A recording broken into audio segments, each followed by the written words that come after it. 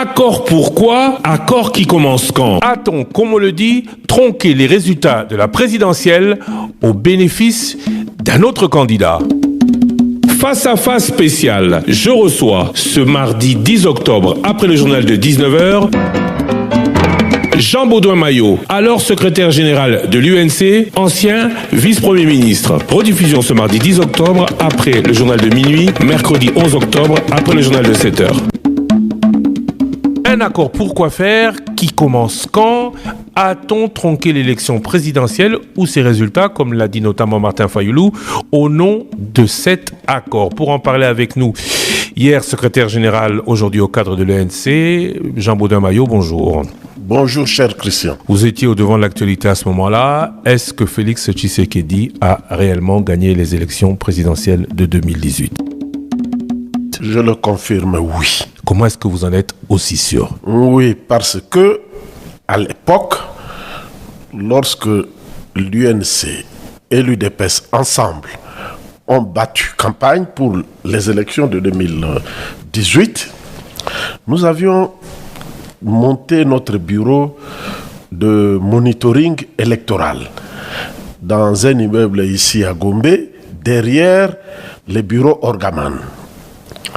Et nous suivions les résultats bureau par bureau. Et l'allure des résultats qui arrivaient attestait que notre candidat était en tête des élections. Le président Tshisekedi lui-même, à l'époque président de l'UDPS, le président Kamere, président de l'UNC, passait régulièrement à ses bureaux. Et moi-même, secrétaire général de l'UNC, j'y passais aussi pour suivre, voir les résultats qui tombaient chaque jour, qui étaient fort encourageants pour nous par rapport à notre candidat. Ils étaient fort encourageants, mais est-ce que vous pouviez en arriver à la conclusion, parce que vous n'aviez pas les résultats de M. Fayoulou, que c'était vous les vainqueurs? À ce moment-là, personne n'a la majorité, d'ailleurs personne ne l'a eu, personne n'a eu la majorité des voix. Qu'est-ce qui vous faisait croire, ou qu'est-ce qui pouvait vous faire croire que vous aviez plus que Martin Fayoulou? Mais ce sont les résultats qui parlaient d'eux-mêmes.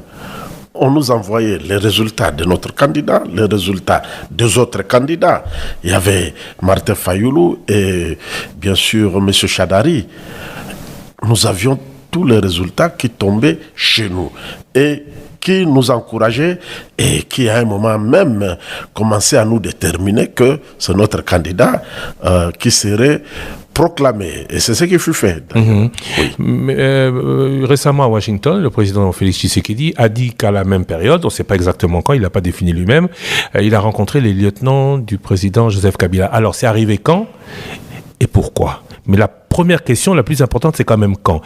Avant la proclamation, après la proclamation, quand a-t-il commencé à rencontrer ces lieutenants? Je crois que vous aurez dû lui poser à lui cette question-là, quand il les a reçus. Mais en tout cas, nous avons vu le président Félix recevoir les émissaires de nos alliés de FCC à cette époque-là, après la proclamation des résultats. Les résultats sont sortis au niveau de la CENI, lesquels ont été confirmés d'ailleurs par la Cour constitutionnelle et indiquaient que le président Tshisekedi était élu sans majorité parlementaire. C'est le président Kabila qui avait la majorité parlementaire. Et nous sommes un jeune pays qui, à cette époque-là, et je crois même aujourd'hui, qui ne pouvait pas se payer le luxe d'une cohabitation. Avoir un président en cohabitation avec une majorité parlementaire qui sortirait un gouvernement, c'était vraiment beaucoup trop de gymnastique. Heureusement, à l'époque, les deux leaders se sont mis d'accord pour évoluer en coalition. Et le président Kabila, avant de partir, je crois la veille de l'investiture du président Tshisekedi, avait tendu la main, avait dégagé, avait affirmé sa volonté de nous voir aller ensemble en coalition pour le bien de la République. Je confirme, il avait dit « J'en appelle à une grande coalition des forces progressistes. Dans le choix du souverain primaire, je lis une incitation pressante aux leaders politiques à travailler ensemble. » Voilà. Et donc à ce moment-là, avant l'investiture, ce travail de construction d'une coalition ou de conclusion d'un accord avait commencé. À ce niveau-là, je ne sais pas, comme je vous l'ai dit précédemment, le confirmer, mais ce que je sais, c'est après. Lui, il prononce son discours le 23. Le 24, le président Tshisekedi est investi. C'est après que moi, j'ai été désigné avec les autres par le président Tshisekedi pour rencontrer les émissaires de Kabila, du président Kabila, je voulais dire, afin de travailler pour négocier la mise en place d'une coalition. FCC cache. Certains parlent d'un accord pour qu'il n'y ait pas éclatement du pays. Est-ce que s'il n'y avait pas eu cet accord de coalition, le pays allait éclater? À tout le moins, il allait être affaibli. À tout le moins. Et sans discussion. Il allait être établi, parce que je ne crois pas que nous ayons des ressources politiques qui nous permettent de soutenir une situation de cohabitation. C'est un mode de gouvernement où le président de la République est là pour inaugurer le chrysanthème pendant que le gouvernement conduit la politique de l'État et ne se remet au président que pour signature, notamment des ordonnances. Vous voyez, dans notre pays, avec notre mentalité, ça ne pouvait pas aller que le président signe des ordonnances faites sans lui, en dehors de lui ou contre lui. Vous avez vu à l'époque, lors de la Première République, entre Kasavubu et Lumumba, je crois que les deux leaders à cette époque-là, avait trouvé la meilleure formule. Et nous avons été désignés. Il y a des collègues de FCC par le président Kabila, nous de Cache par le président Tshisekedi. Nous avons travaillé à Mbouela Lodge, tout comme à l'Hôtel du Fleuve, pour mettre en place cette coalition. Vous qui vous du Cache, parce que le Cache, vous étiez nombreux, mais qui étiez-vous? C'était une composition paritaire. Qui était négociateur au FCC? De mémoire comme ça, il y avait le président Jean-Marc Abound à l'époque. Il y avait l'actuel secrétaire général de l'UDPS. Augustin Kabouya. Oui, Augustin Kabouya. Il y avait mon grand frère Toutou François Mwamba. Il y avait Kitenge Yezu, paix à son âme. Un vieux que j'ai beaucoup apprécié. Et il y avait Docteur Eteni. Et nous avons été rejoints quelques temps après par mon jeune frère ici qui fut conseiller spécial du chef de l'État en matière de stratégie. Ça, c'est côté... du côté. Vous, du côté de l'UNC, vous étiez... J'étais seul. Vous étiez seul côté UNC? Oui. Pourquoi? Alors que UDPS... C'est le président qui désignait. Le président a désigné. Qu'est-ce que nous... On n'avait qu'à faire le travail. On n'avait pas à lui poser des questions. Et côté FCC? Côté FCC, il y avait Moulania. Professeur Moulania. Il y avait Minakou. Il y avait Chadari. Il y avait le professeur Bahati au début. Même M. Chadari? Oui, Chadari était là, le professeur Bahati. Au départ, il avait arrêté de venir. Rouberois et le grand frère Chibanda. Vraiment. Et Corneille Nangaa n'était pas là? Ah non, il n'était pas là. John Numbi n'était pas là?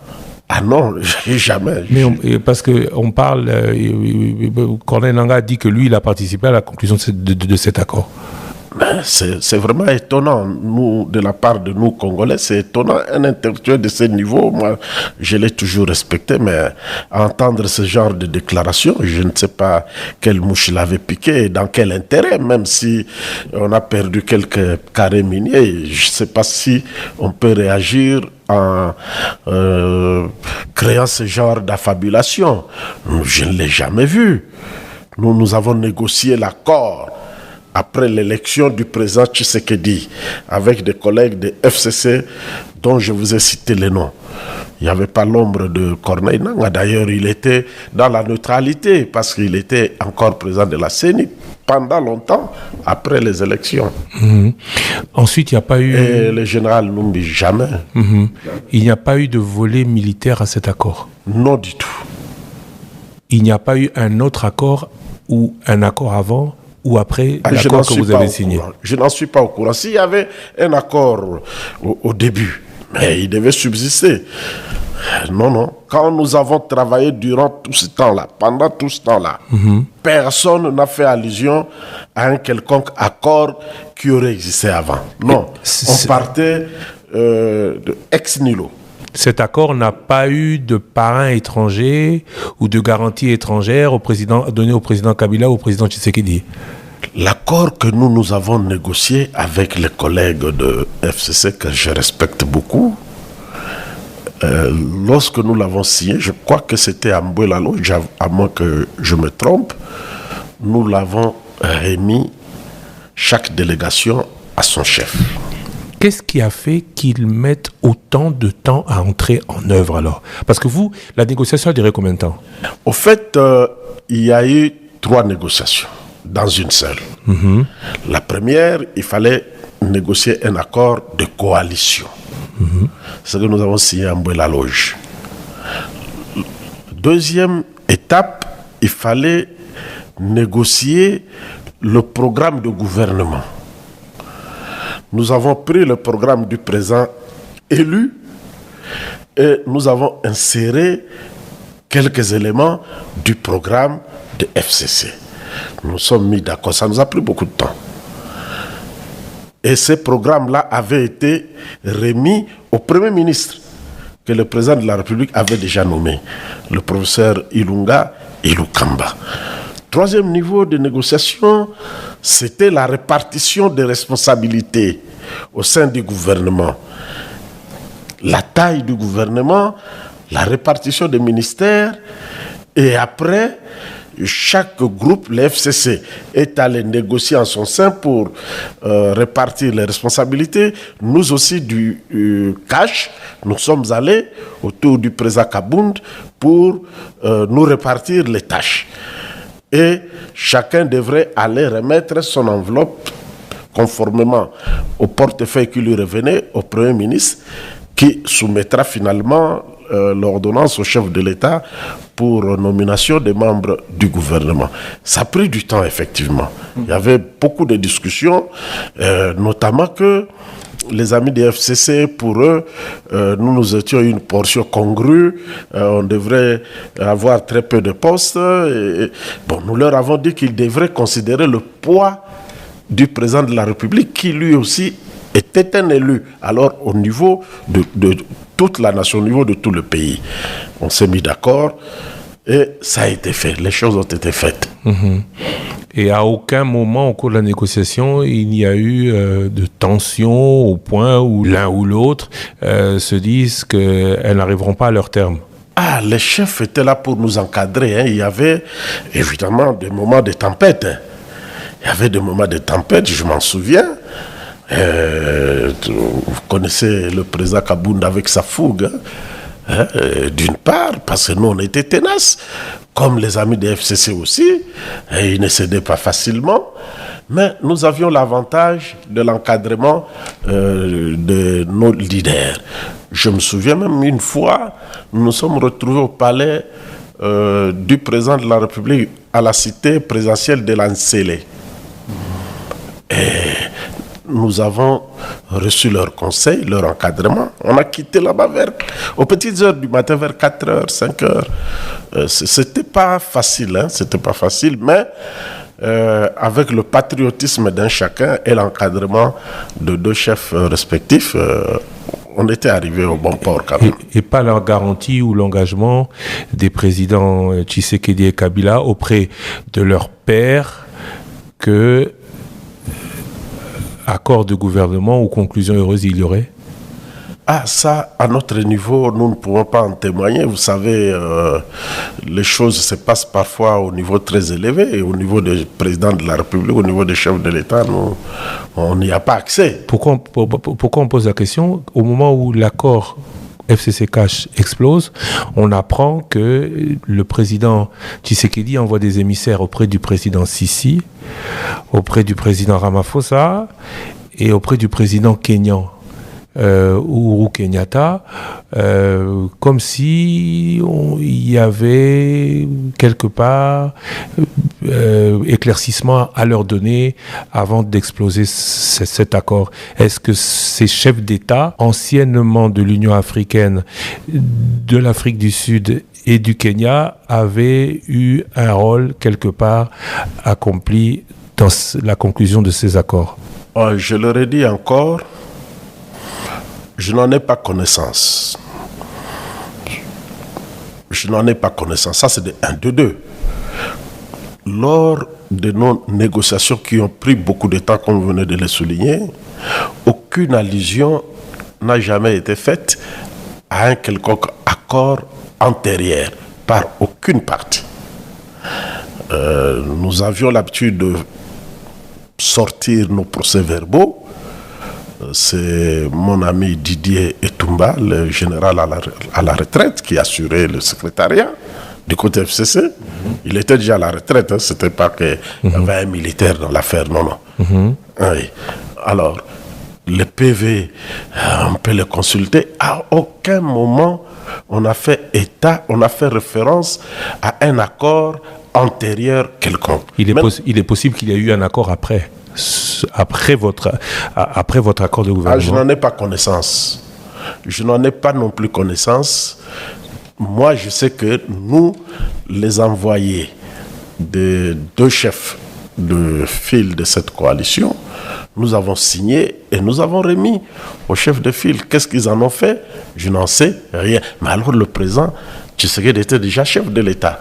Il nous recevait dans son bureau à la cité de l'Union africaine. Voilà la vérité. Il ne faut pas que l'on dise qu'il y a eu un accord antérieur. Ben, si cet accord existait, pourquoi un autre devait-il venir? Pour confirmer, pour consolider. Alors il devrait se référer au premier. Il devait dire subsidiairement à l'accord de tel jour. Cela vous paraît plausible, possible? Ah, s'il existait. Parce que nous avons travaillé ex nihilo, on venait de nulle part et on a travaillé. On s'est référé à rien antérieurement. Qu'est-ce qui a mis autant de temps une fois que les responsabilités étaient partagées? Vous étiez vice-premier ministre et ministre du budget. Qu'est-ce qui a mis autant de temps pour coucher des noms sur les portefeuilles ainsi départagés? Cher ami, vous savez que je crois que de leur côté, ils avaient un peu plus de problèmes que nous. Hein. Cette majorité qu'eux-mêmes appelaient la mosaïque, hein. Ils avaient beaucoup de partis politiques, beaucoup de coalitions, tandis que chez nous, nous avions seulement 2 regroupements. UDPS, c'était facile. C'est vrai que l'UDPS avait aussi ses alliés, et l'UNC, c'était aussi facile pour nous. Nous, on n'a pas mis beaucoup de temps pour aligner nos ministres. De leur côté, les discussions étaient âpres, mais finalement, c'était fait. C'était fait et le gouvernement était sorti. Le président de la République a récemment dit dans une interview que son plus grand regret, c'était l'éclatement de cette coalition. Selon vous, pourquoi? D'abord, je suis en difficulté de le savoir. Ça, c'est le chef qui a affirmé. Bon, si je peux supputer, si je peux essayer de le comprendre, bon, le chef a bâti quelque chose et il y a cru. Malheureusement, cette chose n'est pas allée loin. Lorsque le président était à New York et qu'il avait donné le signal que si les gens continuent à s'amuser, il allait déboulonner le système. Les gens n'ont pas cru. Les gens n'ont pas cru. Vous savez, nous sommes en Afrique. Un président, c'est un président. Celui qui est installé sur ces fauteuils-là, c'est lui en qui le peuple croit. Le peuple s'identifie. Alors, le président veut dire que c'est malgré lui qu'il a mis fin à cette coalition. C'est vraiment la mort dans l'âme, comme on dit. C'est malgré lui. Et il ne l'a pas fait de gaieté de cœur, encore qu'il avait averti, mais il n'avait pas été cru. Mon cher ami, on a vécu des histoires pas correctes parfois. Je me rappelle une fois, nous sommes en train d'examiner, pour ne pas sortir le secret du gouvernement, nous sommes en train d'examiner un texte qui était pour envoyer l'avis du gouvernement, comme le requiert la Constitution, à l'Assemblée nationale. Et le président dirige la réunion. Nous nous époumonons, nous discutons, le président est là à distribuer la parole. Mais le texte était déjà à l'Assemblée avec l'avis du gouvernement à l'insu du président de la République. Comment on peut être en coalition avec le chef de l'État et faire des choses à son insu? C'est pas selon vous parce que peut-être dans leur entendement, c'était eux qui étaient au pouvoir et pas vous? Et cet entendement-là est correct. C'est pas un entendement correct. Voilà pourquoi il fallait redresser les choses. Le chef de l'État, la mort dans l'âme, il a fait appel à l'union sacrée pour la nation. Et ça marchait. Qu'est-ce qui vous explique qu'aujourd'hui, ce camp, le FCC, soit autant à l'offensive de ses lieutenants ou de ses hauts cadres, tel est le cas, qui soit autant à l'offensive contre le président Tshisekedi? Eh bien, c'est leur droit le plus légitime. C'est leur droit, c'est la politique. C'est la politique. Ils ne s'attendaient pas à une telle réaction. Mais l'union sacrée n'est fermée à personne. Hein. D'ailleurs, beaucoup de cadres du FCC de l'époque, ce sont eux qui forment l'union sacrée. C'est parfois eux-mêmes qui dirigent cette affaire. Hein. Si nous prenons ceux qui sont aujourd'hui à la tête de l'union sacrée de la nation, UCN. Peut-être que le président vital de l'UNC, qui a commencé avec le président Tshisekedi dans l'opposition, les autres sont venus de l'autre côté, mais ils sont les bienvenus. Ils se sont intégrés pour l'intérêt de la nation. Mais je crois que le président n'a pas encore fermé les portes. Tout celui qui veut le rejoindre pour servir la nation est le bienvenu.